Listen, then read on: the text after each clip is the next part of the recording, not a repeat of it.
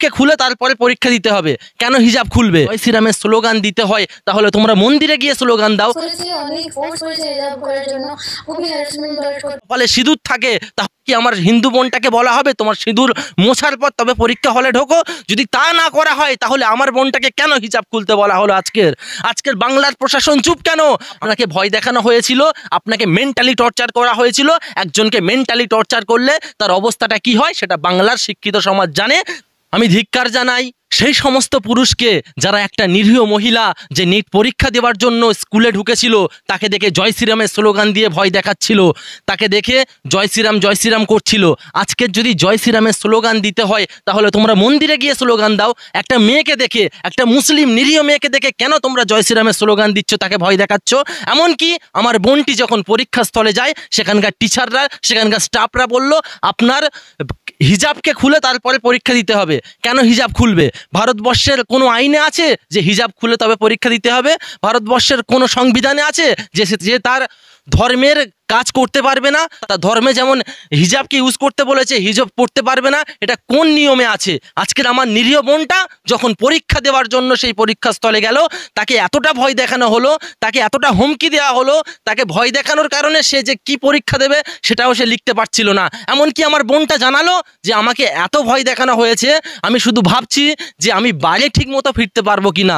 আপনারা চিন্তা করে দেখুন, একটা নিরীহ মেয়ে যে তার বাপের ছায়া হওয়ার জন্য, ভারতবর্ষের মানুষদের সাহায্য করার জন্য, গরিব দুঃখীদের সাহায্য করার জন্য ডাক্তার হবে বলে সে পরীক্ষা দিতে গিয়েছিল, তাকে এমনভাবে ভয় দেখানো হয়েছে, এমনভাবে হুমকি দেওয়া হয়েছে, এমনভাবে তাকে আতঙ্ক ছড়িয়ে দেওয়া হয়েছে। বেচারা মেয়েটা ভয় থেকে পরীক্ষা ভালো দিতে পারেনি। আজকের যে আমার বোন ফারহিন খান ভালো পরীক্ষা দিতে পারলো না, ডাক্তার যদি না হতে পারে তাহলে এর দায় কে নেবে? ভারতবর্ষের সরকার নেবে? এর দায় কে নেবে? যেখানে পরীক্ষা দিয়েছিল সেই সমস্ত লোকেরা কি এর দায় নেবে? যদি এর দায় তারা নিতে পারে তাহলে ভালো, আর যদি এর দায় না নিতে পারে, আমার বোন যদি না ডাক্তার হতে পারে, আমার বোন যদি না নিট পরীক্ষায় পাশ করতে পারে, আমরা কিন্তু রাস্তায় নামবো। আর কতদিন এমনভাবে মুসলিমদেরকে কোণঠাসা করা হবে?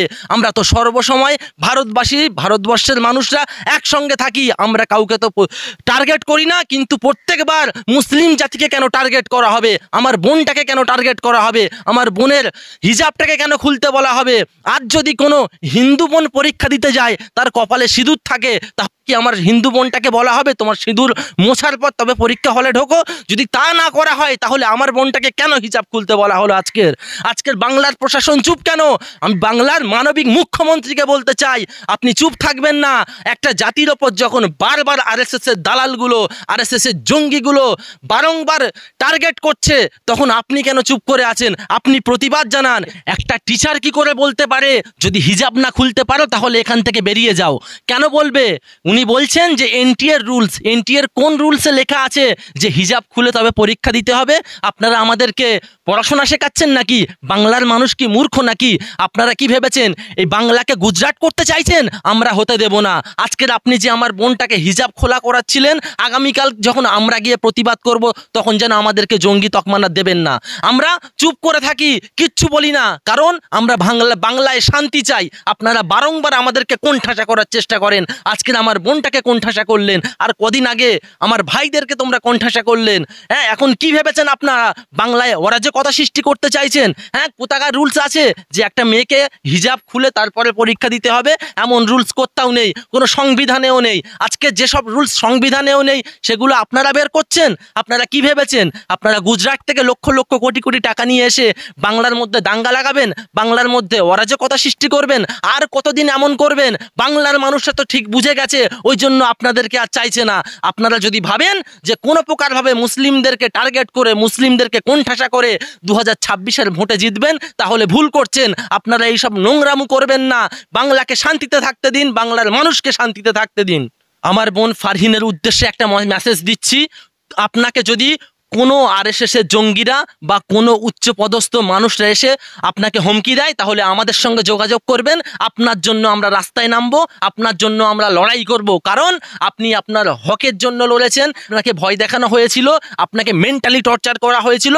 একজনকে মেন্টালি টর্চার করলে তার অবস্থাটা কি হয় সেটা বাংলার শিক্ষিত সমাজ জানে। তাই আপনার ওপর যদি কোনো কথা আসে, আপনাকে যদি কেউ ভয় দেখায়, কোনো পার্টির লোক যদি আপনাকে ভয় দেখাতে চায়, তাহলে অবশ্যই যোগাযোগ করবেন আমাদের সঙ্গে, প্রত্যেকটা মিডিয়াকে বলবেন আমরা আপনার জন্য রাস্তায় নামবো এবং আপনার জন্য প্রতিবাদ করব।